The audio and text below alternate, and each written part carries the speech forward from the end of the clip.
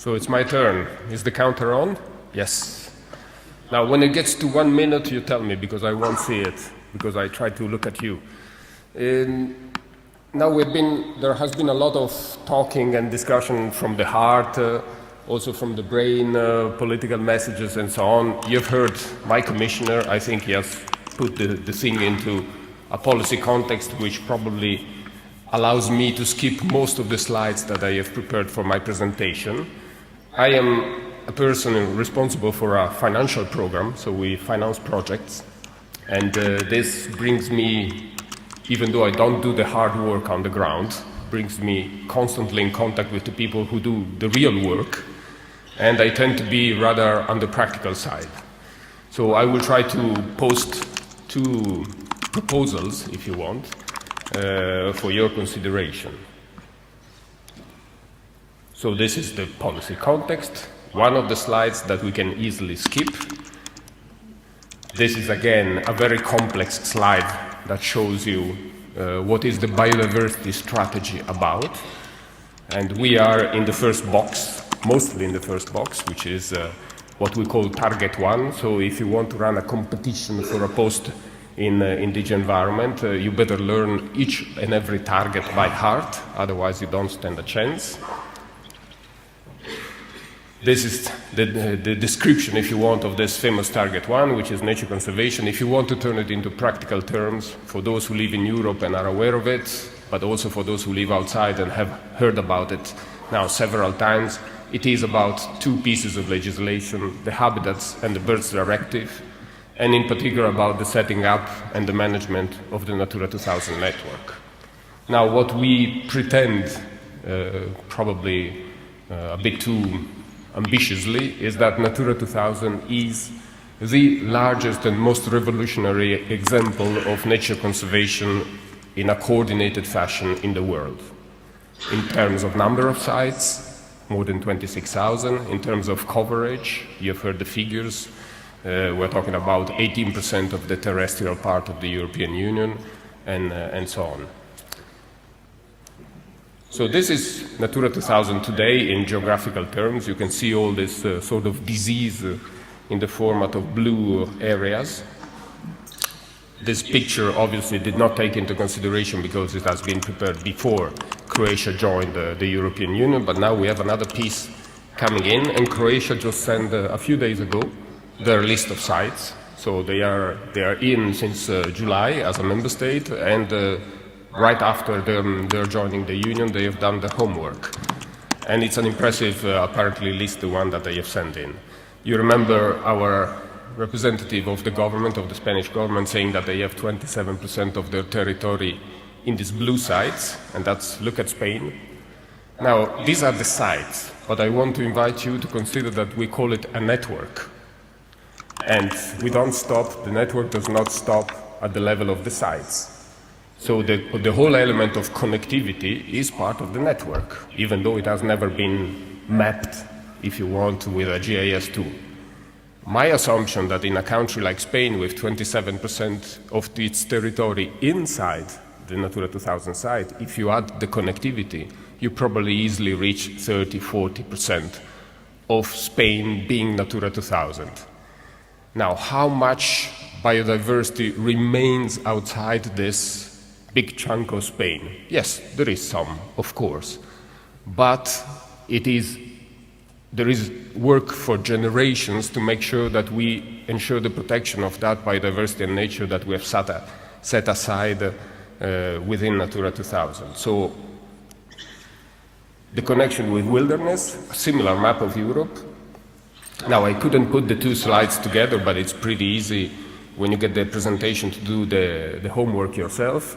If you jump from one to the other, you will see that most of the wilderness, which is let's say, the blue areas again, it's up in the north, in the Alps, in Spain some, and in the former eastern member states. What happens is that, I'll try to go back, have a look at the blue sites for Natura 2000. It's incredible the level of overlap between what we would define as wild or wilderness and Natura 2000.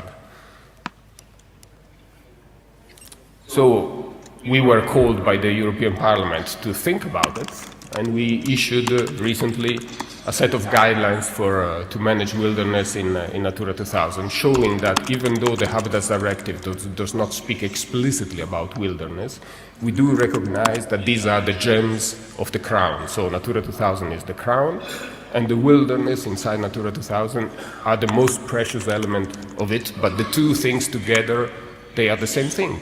You cannot have a wilderness without having some sort of transitory element around your wild areas, and you cannot have a network like Natura 2000 forgetting about the most precious elements of our nature, so the really wild areas. These are some of the challenges which are there for you. The first one is, I would turn it possibly in another way around, is we are, as nature conservationists in Europe, and I would suspect in the world, very few. So if you start counting the heads of the people who are busy doing nature conservation and earning their living out of nature conservation in France, Italy, Germany, and so on, you come up with figures in the thousands, which means that if we have so little people to do this incredible job, we have to make these people as efficient as possible. My first tweet for you is, let's join forces. Each of us as an institution, the European Commission, the member states, the NGOs, and every other entity dealing with nature conservation has its own agenda. We look at what we are doing with our own perspective. So I am pleading for Natura 2000, you are pleading for wilderness. Each one uses its jargon. We have a set of keywords that we talk about. My plea for you is join forces around what, or using what more than around what, using Natura 2000. Your document, your vision document clearly says that Natura 2000 is probably the best available architecture that we have to fit our topics in. If you start becoming a vehicle of this idea of Natura 2000 in Europe, you will give us an incredible service, and we, in return, you have to pretend from us that we do really care about the concept of wilderness and rewilding within Natura 2000.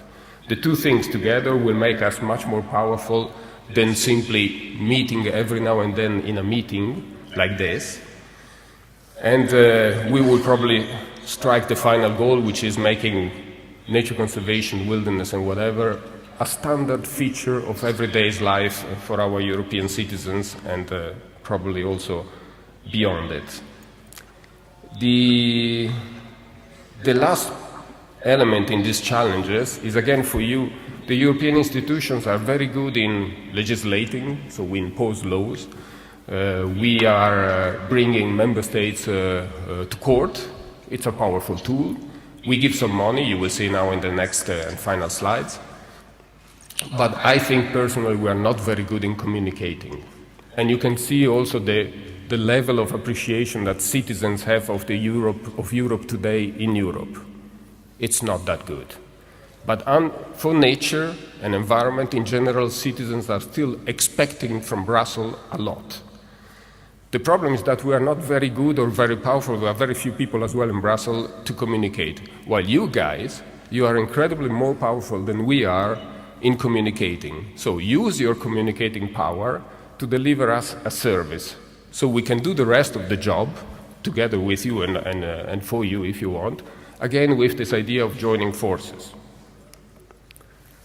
I took two examples of live projects because I'm running this live program, so 45 seconds. These two examples show that LIFE, even though it's a rather tiny program in terms of financial availability, does not fear investing significant amount of money for wilderness or rewilding.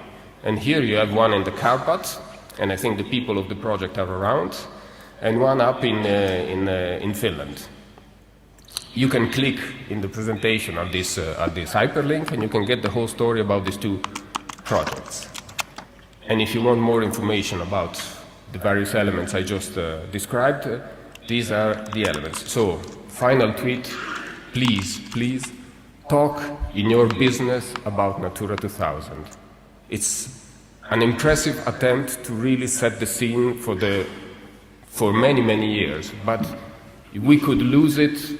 In 10 years' time, we could meet and say, well, it was a pity, but Natura 2000 is half of what it was, does not exist anymore, is not flying, and so on. So we really need you to support us, and I suspect you need us to support you. So the two things together makes it more than two. Thank you.